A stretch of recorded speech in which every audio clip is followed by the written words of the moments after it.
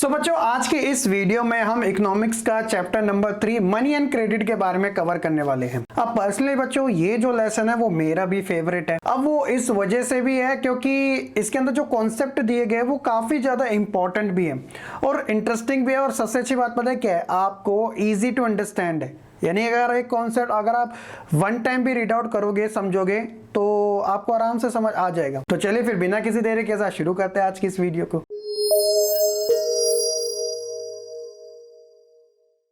सबसे पहले अगर हम बात करें इस लेसन के ओवरऑल कंटेंट की, तो ये सारी चीजें बच्चों आपको मनी एंड क्रेडिट से रिलेटेड कवर करनी है। शुरुआत हम करेंगे जो इस लेसन का सबसे इंपॉर्टेंट टॉपिक है वो है मनी। अब मनी क्या है? वैसे तो मनी तो सब कुछ है आज जिसके पास पैसा है उसके पास सब कुछ है। मतलब मोस्ट ऑफ द केसेस में फैसिलिटीज के बेसिस पर आप कह सकते हैं money is something that can act as a medium of exchange in a transaction. तो वो मनी कहलाई जाती है। In day to day transaction goods service and being bought sold with the use of money. हम वस्तुएं खरीदते हैं, बेचते हैं, सर्विसेज को लेते हैं, खरीदते हैं, ये सारा चलते रहता है किसकी वजह से? मनी की वजह से। कंपैरिजन की अगर हम बात करते हैं, आज के टाइम पे जो मनी हमारे पास एग्जिस्ट है और पहले के टाइम पे जो मनी नहीं होती थी, तो उसका कंपैरिजन हमें कैसे देखने को मिलता था। सबसे पहले medium of exchange money. For example यहाँ पे एक शू मैन्युफैक्चरर है, उसकी मतलब एक तरीके से शूज की शॉप है। तो बेसिकली उसे क्या चाहिए? उसको व्हीट की ज़रूरत है, गेहूं की ज़रूरत है। वो क्या करता है? शॉप से जाके पैसे देता है और गेहूं को खरीद लेता है। मतलब ये तो शुरू होते ही ख़त्म होगी, मतलब कोई प्रॉब्लम ही नहीं। आपने पेमेंट करी, अब उन्होंने आपको व्हीट दे दिया, बात खत्म। अब ये इतनी ज़्यादा आपको पहले के समय में प्रॉब्लम फेस करनी पड़ती थी क्योंकि उस समय मनी तो थी नहीं। पहले के टाइम पे क्या होता था? When goods are directly exchange for goods, पहले वस्तु के बदले वस्तु एक्सचेंज की जाती थी। अब यहाँ पर आपको 3 केस दिए गए, काफी कॉम्प्लिकेटेड सा लग सकता है, बट आप समझने की कोशिश करो कि मनी की वजह से कितनी सारी प्रॉब्लम जो है वो हमारी सॉर्टेड हो चुकी है। देखिए यहाँ पर शू मैन्युफैक्चरर है, व्हीट वाला है और पॉट्स वाला है। 3 यहाँ पे कंडीशन ली गई। ये क्या बोलता है जो shoe manufacturer? I will give you shoes for your wheat. तो यानी बोलता है कि मैं आपको शूज दूंगा आपके व्हीट के बदले में। ये इसको बोल रहा है। अब ये महाशय क्या बोल रहे हैं? आई डोंट नीड शूज, मुझे जूते नहीं चाहिए। आई नीड क्लॉथ, मुझे तो कपड़े चाहिए। तो यहाँ पे तो गुड्स के बदले गुड्स होना चाहिए था, बट नहीं हुआ क्योंकि दोनों की जो नीड्स है वो अलग अलग है। इसके अलावा जो थर्ड पर्सन है वो बोल रहा है कि आई वॉन्ट शूज, मुझे शूज चाहिए but I don't have wheat, लेकिन मेरे पास गेहूं नहीं है और इसको चाहिए गेहूं।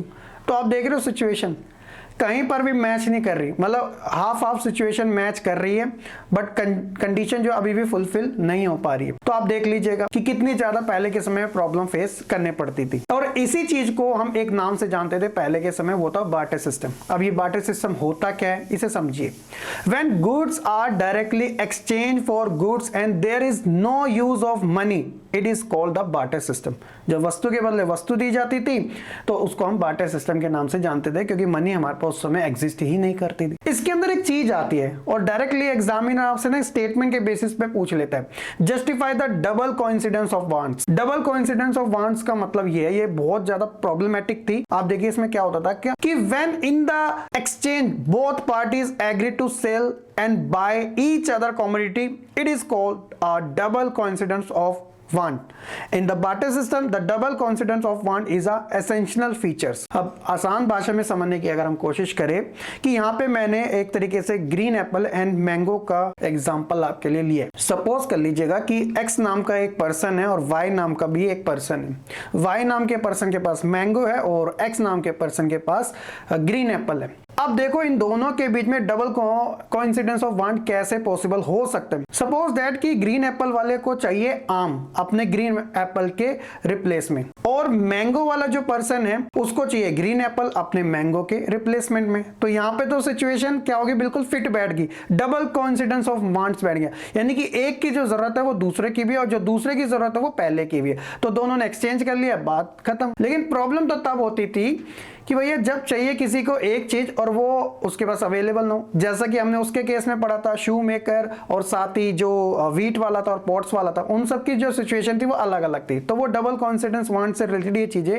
आप समझ सकते हो। नेक्स्ट हम बात करते हैं मॉडर्न फॉर्म ऑफ मनी। आज के समय में मनी की क्या क्या फॉर्म्स हमें देखने को मिलती है। Money is anything that is generally acceptable as a medium of exchange. शुरुआत में क्या होता था, अर्लियर फॉर्म अगर मनी की बात करें तो ग्रेन्स, कैटल, मेटेलिक कॉइन्स, ये एक तरीके से एज अ मनी यूज होते थे। लेकिन मॉडर्न टाइम में अब ये चीजें बदल चुकी है, अब हमारी खुद की एक करेंसी आ चुकी है। The modern form of money include currency notes, coins and DD, जिसे हम डिमांड डिपॉजिट कहते हैं बैंक्स वाला। तो ये हमारे सारे मॉडर्न फॉर्म ऑफ मनी है। इसके अलावा अगर हम बात करें कि why is it accepted as a medium of exchange, तो इसे मीडियम ऑफ एक्सचेंज क्यों एक्सेप्ट किया गया, तो लेट्स सी। देखिए, because the currency is authorised by the government of the country, क्योंकि ये जो हमारी मनी है यानी कि जो हमारी करेंसी है रुपया, इसको गवर्नमेंट के थ्रू एक तरीके से ऑथोराइज्ड किया गया है। In India the reserve bank of India issue currency note on behalf of the central government. तो ये जो नोट प्रिंट करने का काम है वो किसके अंडर में आता है, सेंट्रल बैंक में, जिसे आप रिजर्व बैंक के नाम से भी जानते हो। और ये किसके बिहाफ पे करता है, सेंट्रल गवर्नमेंट के बिहाफ पे। As per the Indian law no other individual or organisation is allowed to issue currency, वरना तो ये तो जाली वाला केस हो जाएगा ना। आपने एक फर्जी वेब सीरीज आई थी, जरूर देखी होगी, अभी रिसेंटली आई थी। तो गलत चीज होती है, वो इलीगल होता है एक तरीके से। जो मेन एक तरीके से काम है वो सिर्फ रिजर्व बैंक का है, नोट को प्रिंट करने का, और जो अदर करेगा तो वो एक तरीके से इलीगल कहलाएगा। इसके ऊपर पनिशमेंट भी है, एक तरीके से जेल भी है और जुर्माना भी अलग से है। The law legalise the use of rupee as a medium of payment that can not be refuse in setting transaction in India. अगर आपसे कोई भी आपका जो रुपया को है, रुपया हमारी करेंसी है इंडिया की, तो अगर आप इसकी पेमेंट करते हो, कोई रिफ्यूज कर दे इसे लेने से, तो ये एक तरीके से उसके खिलाफ एक्शन हो सकता है ट्रांजैक्शन के बेसिस पे। No individual in India can legally refuse a payment made in rupee, तो कोई भी इसे रिफ्यूज नहीं कर सकता। तो इससे ये साबित होता है hence the rupee is widely accepted as a medium of exchange. Simple सी बात है। और आज के समय अगर आप देखोगे हर एक कंट्री की अपनी अपनी एक करेंसी होती है। अगर मैं यूएसए की बात करता हूँ तो वहाँ पे डॉलर हमें देखने को मिलता है, रशिया की बात करो तो वहाँ पे रूबल देखने को मिलता है। उसी तरह पाकिस्तान के अंदर पाकिस्तान रुपया है, जबकि इंडिया रुपया अलग है और वहां का अलग है। उसी तरह बांग्लादेश में टका हमें देखने को मिलता है। तो ये अलग अलग कंट्री की अलग अलग करेंसी है, ठीक है।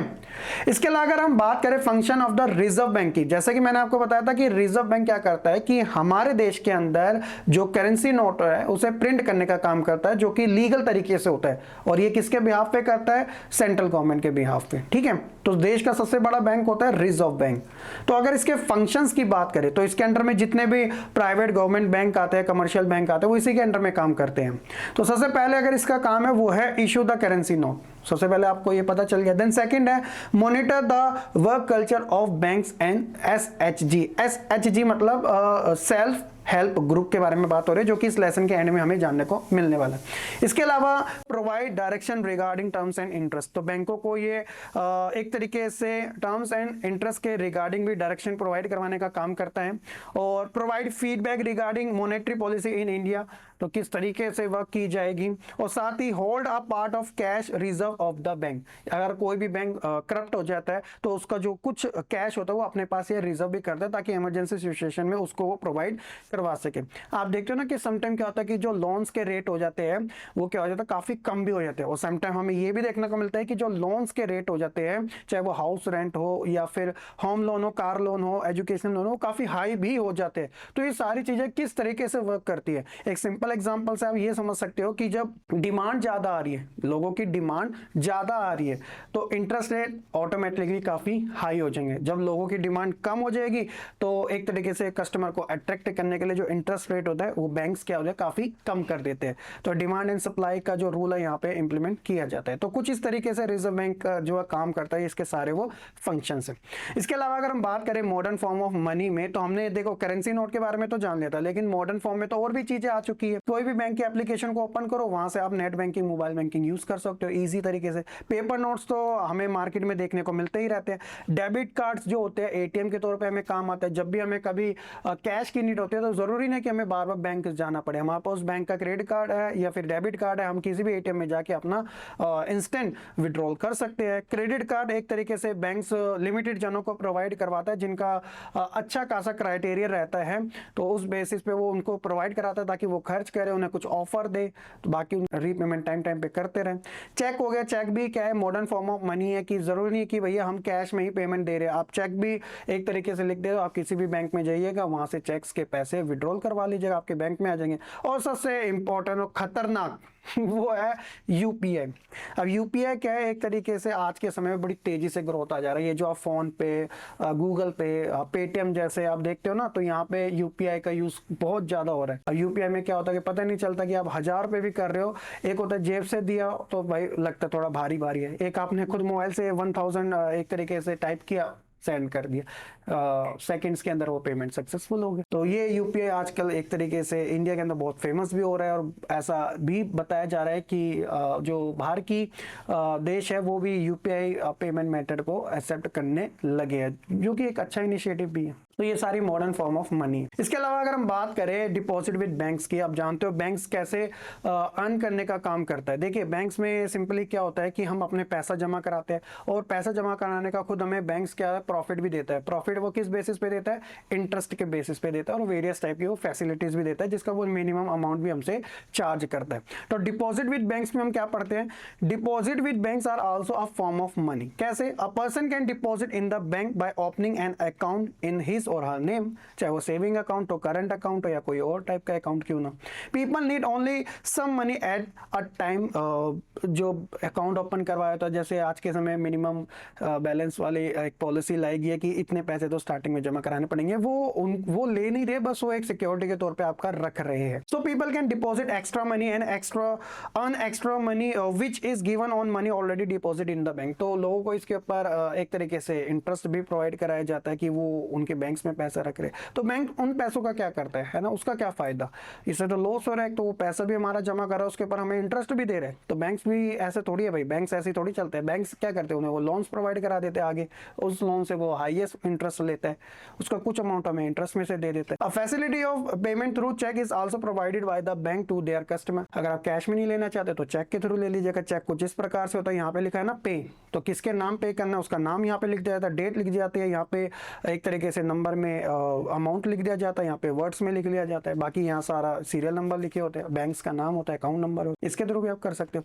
Check work as a instrument for payment which is made by the paper. A person can directly transfer money to the another person through a cheque rather than in a cash. जब भी आप car खरीदने जाओगे, bike खरीदने जाओगे, ज्यादातर आपसे ये पूछा जाएगा कि पेमेंट किसके थ्रू करना चाहते हो, तो ज्यादातर प्रेफर की जाती है चेक के थ्रू, क्योंकि आगे चल के ये एक तरीके से लीगली एक एविडेंस के तौर पे भी काम आता है, खासकर लोन के केसेस में। नेक्स्ट हम बात करते हैं loan activities of the bank. Bank कैसे अर्न करता है, लोन के बेसिस पे करता है। कैसे, bank work as a mediator between the depositor and the borrowers. जमा करता और पैसे उधार लेने वाला, इनके बीच का जो काम है वो बैंक्स का होता है। कैसे, people deposit their money in the bank and get some rate of interest as a extra income. इसके अलावा bank hold only some percentage of their deposit in the bank, जो कि वो इमरजेंसी के बेसिस पे रखता है। For example, bank in India these they hold about 15% के समथिंग वो कैश होता है अपने पास डिपॉजिट रखता है। इसका मतलब ये नहीं कि अगर आपने 1000 रुपीज अपने जमा करवाए हैं तो उसमें से जो 15% है वो बैंक अपने पास रखेगा, आप नहीं निकलवा सकते, आप निकलवा सकते हो। तो वो एवरेज के बेसिस पे रखता है, जो कहीं ना कहीं एक तरीके से रिजर्व बैंक की गाइडलाइंस के अकॉर्डिंग ही वो काम करता है। इसके अलावा a major portion of the deposited money is provided to those people who are needy of money for economic activity. चाहे वो किसी में भी बिजनेस करना चाहते हैं या कुछ किसी भी टाइप का कोई भी उनकी पर्सनल प्रॉब्लम हो सकती है, तो बैंक से वो लोन प्रोवाइड ले लेते हैं। फॉर एग्जांपल वो हाउस लोन ले लेते हैं, या फिर कार लोन ले लिया जाता है, एजुकेशनल लोन, डिफरेंट टाइप के लोन्स होते हैं, तो बैंक उन्हें एक तरीके से लोन्स प्रोवाइड करता है। In this case money is provided as a loan with a higher rate of interest. यानी कि सपोज दैट कि अगर आपने बैंक से 1 लाख रुपए लिए और 12 महीने का आपने टाइम लिया EMI के बेसिस पे, तो आपको हर महीने अगर आप 10,000 की EMI भी करते हो तो एक तरीके से आप ये सारा तो पे करो, 1 लाख जो है आपका प्रिंसिपल अमाउंट तो आप दे ही रहे हो, लेकिन कहीं ना कहीं आप इंटरेस्ट के रेट पे अगर आपने 10% के बेसिस पे लिया तो आपको 1,10,000 के समथिंग आपको प्रोवाइड करवाना पड़ेगा, उन्हें देना पड़ेगा। जो 10,000 है वो उनकी एक्चुअल इनकम है, 1 लाख तो उनको वापस आएगी, तो आपसे उन्होंने 10,000 एक्स्ट्रा कमाए, इससे आपका भी काम हो गया, उनका भी काम हो गया, विन विन सिचुएशन इसे कहते हैं। द डिफरेंस बिटवीन इंटरेस्ट और borrowing money and the interest on deposit in money is the income of the bank. तो कुछ इस तरीके से बैंक्स आपसे अर्न करने का काम करता है। तो ये सारी चीजें हैं लोन एक्टिविटी बैंक्स के बारे में। नेक्स्ट टॉपिक हम बात करते हैं क्रेडिट के बारे में। अब क्रेडिट को आसान भाषा में आप एक तरीके से कर्जा ही समझ सकते हो, जो कि आपको एक लिमिटेड टाइम में कभी ना कभी रिटर्न करना ही पड़ता है। आसान भाषा में अगर इसे समझने की कोशिश करें, it refer to an agreement in which the lender supplies the borrower with money, goods and services in return for the promises of the future repayment. अब इसको आप ऐसे समझ सकते हो कि जब आप कोई मोबाइल शॉप से मोबाइल लेते हो तो कुछ आप पैसा उसे डाउन पेमेंट के तौर पे दे देते हो, देन जो बाकी का अमाउंट है उसे आप ईएमआई में कन्वर्ट करवा लेते हो। तो ईएमआई एक तरीके से क्या होगी, आपको थोड़ा टाइम दे देते हैं, वो आपको एक क्रेडिट दे दिया गया कि आपको लिमिटेड टाइम में उसे फुलफिल करना है, एक बार में नहीं, लिमिटेड टाइम में, तो आपको भी थोड़ा रिलीफ मिल जाता है। बहुत सारी सिचुएशन में अलग अलग तरीके से जो क्रेडिट होता है लोग लेते रहते हैं, और आज के समय प्रेजेंट टाइम में जैसे जैसे लोगों की नीड्स बढ़ते जा रही है, तो ये जो आजकल जो क्रेडिट कार्ड्स है ना वो और ज्यादा पॉपुलर होते जा रहे हैं, हर कोई लेना चाहता है। There are 2 types of credit situation. अब एक सवाल बड़ा कॉमन सा ये आता है कि क्या क्रेडिट लेना सही रहता है या फिर नहीं। तो अलग अलग पॉइंट ऑफ व्यू है इसके, मेरिट डीमेरिट दोनों देखने को मिलते हैं, पॉजिटिव भी है नेगेटिव भी है। अगर हम पॉजिटिव करें, credit therefore play a vital and positive role एक सिचुएशन के अंदर, और दूसरा होता है कि क्रेडिट जो होता है वो एक पेनफुल, एक तरह का जो रिकवरी होती है उसमें, मतलब कहने का मतलब नेगेटिव रोल प्ले करते हैं। इसको हम समझने के लिए जो आपकी एनसीईआरटी बुक में 2 स्टोरी दी गई है, केस स्टडी दी गई है। एक है फेस्टिवल सीजन की, जो कि यहाँ पे क्रेडिट एक पॉजिटिव रोल प्ले कर रहा है, और दूसरा है स्वप्ना की, जो कि एक नेगेटिव रोल प्ले कर रहा है। सबसे पहले हम बात कर लेते हैं क्रेडिट में फेस्टिवल सीजन को लेकर, जो कि इसका जो रिजल्ट होता है मतलब पॉजिटिव आता है, यानी कि क्रेडिट लेना ठीक माना जाता है इस सिचुएशन के अंदर। अब बेसिकली क्या होता है, सलीम जो है वो एक शू मेकर है, उसको एक ऑर्डर आता है फेस्टिवल सीजन के टाइम पे एक मर्चेंट की साइड से, वो बोलता है कि मुझे 1000 शूज पेयर की नीड है। तो अच्छी बात है भैया, लेकिन वो कंडीशन रख देता है कि मुझे 1 मंथ के अंदर ही चाहिए। अब भाई बेचारा सलीम अकेले है, वो सारा काम कैसे करेगा, तो ऐसे में वो अपने साथ वो कुछ वर्कर यानी कि लेबर्स को रख लेते हैं।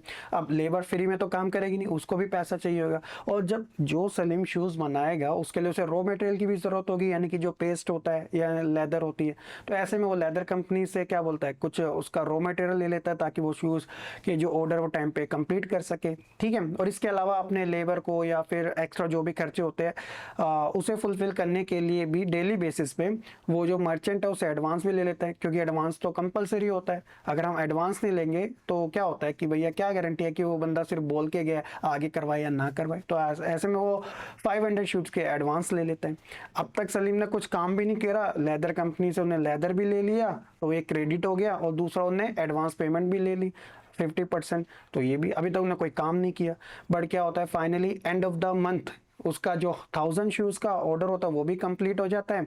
ऐसे में वो लेदर कंपनी को पैसे भी दे देता है, उसके जो शूज़ होते हैं वो भी उसे मर्चेंट को दे देता है, वो फुल पेमेंट ले लेता है, और लेबर को भी पैसा दे देता है। तो सलीम की नज़र में तो बल्ले बल्ले हो गए, यानी कि उन्हें सब कुछ अच्छा किया। उसकी नज़र में क्या है, क्रेडिट अच्छी चीज़ होती है लेना। अलग अलग सिचुएशन मैटर करती है, लेकिन यहाँ पे कहानी कुछ अलग है स्वप्ना की प्रॉब्लम में। अब स्वप्ना क्या है कि स्वप्ना एक स्मॉल फार्मर है जो कि ग्राउंड नट्स यानी कि अपने खेत के अंदर ग्राउंड नट्स जिसे हम मूंगफली कहते हैं उसकी खेती करना चाहती है। वो चाहती है कि प्रोडक्शन थोड़ा ज़्यादा हो, तो ऐसी सिचुएशन में वो एक तरीके से मनी लेंडर से मनी यानी कि लोन ले लेती है।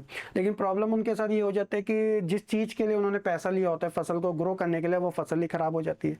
इसके लिए वो जो कीटनाशक दवाइयाँ होती है पेस्टिसाइड्स उसे भी छिड़कती है, बट उससे भी इतना रिजल्ट नहीं निकल पाता। तो एंड ऑफ द टाइम क्या होता है कि उनको लॉस हो जाता है। अब लॉस को रिकवर करने के लिए वो दोबारा से मनी लेंडर से लोन लेती है, बट अब की बार उनकी फसल काफ़ी अच्छी तरीके से हो जाती है। बट फाइनली क्या होता है कि इतना तो नहीं होता जितना उनकी एक्सपेक्टेशन थी। एंड ऑफ द टाइम जो स्वप्ना की प्रॉब्लम है वो कुछ ऐसे सॉर्टेड होती है कि उसे अपना कुछ लैंड जो है वो मनी लेंडर को एज अ रीपेमेंट के तौर पे देना पड़ जाता है। तो उनकी कंडीशन में अगर उनसे पूछा जाएगा क्या क्रेडिट लेना ठीक होता है, वो तो बिल्कुल ना ही कहेगी। लेकिन सलीम की सिचुएशन अलग है। तो ये ओवरऑल आपको ये बताने की कोशिश की गई है कि ये डिपेंड करता है कि लोगों की सिचुएशन क्या है, उसका रिजल्ट क्या निकला है। लोग बिजनेस के लिए लोन लेते हैं, अब बिजनेस सक्सेसफुल भी हो जाते हैं, अनसक्सेसफुल भी रह जाते हैं। तो ये सारी अलग अलग सिचुएशन वेरी करती है। ऑल्सो कि क्रेडिट का सिचुएशन जो कॉन्सेप्ट है वो अच्छे तरीके से आपको इन दोनों केस स्टडी से समझ आ चुका होगा। नेक्स्ट हम बात करते हैं सोर्स ऑफ क्रेडिट, मिलता कैसे है क्रेडिट। तो इसके हम अलग अलग टाइप्स के बारे में बात करेंगे। सबसे पहले इनफॉर्मल तरीके से। इनफॉर्मल तरीके से क्या होता है, इसके अंदर जैसे स्वप्ना ने मनी लेंडर से लोन लिया था ना, तो वो इनफॉर्मल कैटेगरी में गिना जाएगा।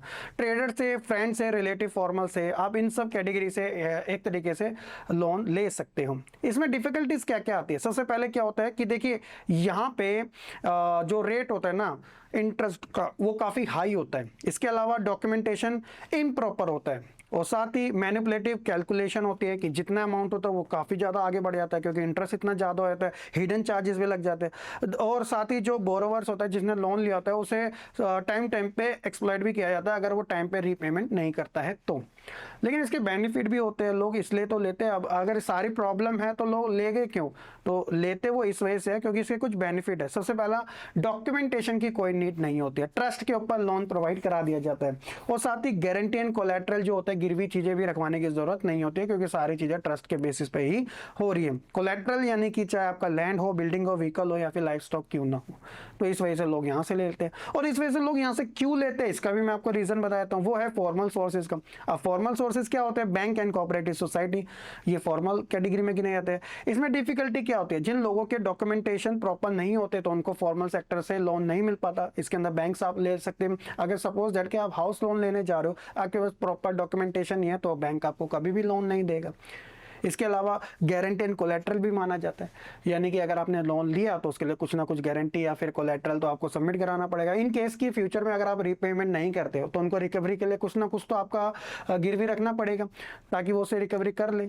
बेनिफिट इसके होता है कि यहाँ पे जेन्युइन रेट होते हैं इंटरेस्ट के, जो बोला गया वही होता है। इनफॉर्मल सेक्टर की तरह नहीं कि हिडन चार्जेस भी थोप दिए गए। इसके अलावा यहाँ पे जो भी आप ट्रांजैक्शन करते हो उसका प्रॉपर रिकॉर्ड होता है, क्योंकि बैंक से आप ले रहे हो। और साथ ही डॉक्यूमेंटेशन भी तो प्रॉपर चाहिए होता है, इस वजह से जिसको ऑथेंटिक सारी चीजें होती है उनको मिल जाता है। तो ये सोर्स ऑफ क्रेडिट है। नेक्स्ट है टर्म्स ऑफ क्रेडिट की। तो टर्म्स ऑफ क्रेडिट में हमने वही बात करी थी, कोलैटरल यानी कि आपकी गिरवी चीज, चाहे वो गोल्ड हो या आपका हाउस हो या आपकी कार हो, व्हीकल हो, एक्सेट्रा। इसके अलावा टर्म्स ऑफ क्रेडिट में हम डॉक्यूमेंटेशन के ऊपर भी ज़्यादा बात करते हैं कि किस बेसिस पे दिया है, कोई तो चीज़ हो ऑथेंटिक, और साथ ही मोड ऑफ रीपेमेंट, आप कैसे रीपेमेंट करोगे और कितने टाइम पे करोगे, ये सारे टर्म्स कहलाए जाते हैं क्रेडिट के। नेक्स्ट हम बात करते हैं सेल्फ हेल्प ग्रुप के बारे में। अब सेल्फ हेल्प ग्रुप क्या होता है, आप देखते हो बेसिकली जो रूरल सेक्टर होते हैं ना, वहाँ पे लोगों को बैंक से जो लोन्स होता है वो मिल नहीं पाता। तो ऐसे में हमें क्या देखने को मिलता है कि ये जो सेल्फ हेल्प ग्रुप होता है ना, रूरल सेक्टर के अंदर काफ़ी ज़्यादा हेल्पफुल होता है, क्योंकि भैया बैंक मांगते हैं डॉक्यूमेंटेशन और लोगों के पास नहीं हो पाते। तो ऐसे में ये जो SHG जो ग्रुप होता है वो लोगों के काफ़ी काम आता है। वो किस तरीके से आता है, सबसे पहला होता है ये लोन प्रोवाइड कराता है विदाउट कोलैटरल, लोगों के पास जो भी गिरवी चीज़ रखवाने की ज़रूरत नहीं होती। इसके अलावा organising the rural poor, speciality womens की बात हो रही है, उनके लिए भी करता है। साथ ही providing loans at a reasonable rate, और प्लेटफॉर्म देता है डिस्कशन के लिए सोशल इश्यू के ऊपर। और साथ ही collective saving from the member, छोटे छोटे अमाउंट जमा करते रहे ताकि उसे बड़े तरीके से लोन मिल जाए। तो ये कुछ इस तरीके से काम करता है, और ये भी कहीं ना कहीं रिजर्व बैंक की कैटेगरी में ज़रूर आता है, क्योंकि इसको मॉनिटरिंग करने का काम भी वो ज़रूर करता है। ठीक है, तो ये सारी चीज़ें थी बच्चों सेल्फ हेल्प ग्रुप के बारे में। हो सके आप काफ़ी अच्छे से समझ चुके होंगे। तो ये था बच्चों हमारा मनी एंड क्रेडिट का प्रॉपर वन शॉट वीडियो के अंदर लेसन। हो सके आपको काफ़ी अच्छे से समझ आया होगा। स्टिल कोई डाउट है कमेंट सेक्शन में ज़रूर बताइएगा। वीडियो को लाइक कमेंट शेयर करने के साथ चैनल को सब्सक्राइब करना बिल्कुल ना भूलिएगा। मिलते हैं अपनी नेक्स्ट वीडियो में, तब तक के लिए खुश रहे, पढ़ते रहे और ऐसे ही आगे बढ़ते रहे।